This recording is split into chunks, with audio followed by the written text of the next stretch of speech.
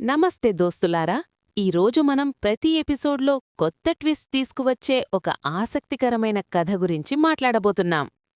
గత ఎపిసోడ్లో మనం చూసిందేమిటంటే దీప ఆరోగ్యం గురించి మొత్తం కుటుంబం టెన్షన్లో ఉంది.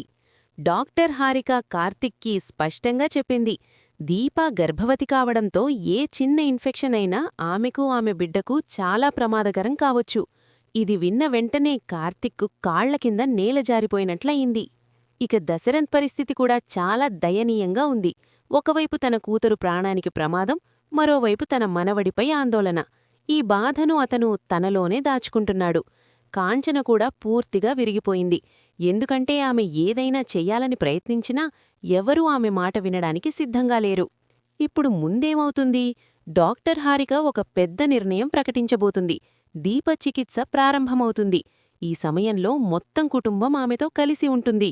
కానీ జ్యోత్స్న మాత్రం నిశ్శబ్దంగా ఉండదు. ఆమె మళ్లీ రంగంలోకి దిగుతుంది మరియు దశరథ్ బలహీనతను ఉపయోగించుకోవడానికి ప్రయత్నిస్తుంది.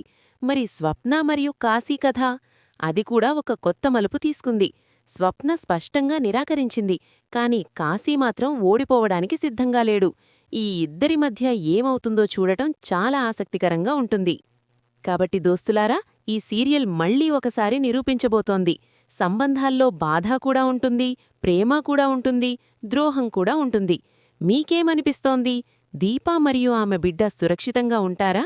కింద కామెంట్లో తప్పకుండా చెప్పండి. మరియు వచ్చే ఎపిసోడ్ అప్డేట్ ముందుగా పొందాలనుకుంటే ఇప్పుడే ఛానల్ను సబ్స్క్రైబ్ చేయండి మరియు బెల్ ఐకాన్ను నొక్కడం మర్చిపోవద్దు. మరి తర్వాతి వీడియోలో కలుద్దాం.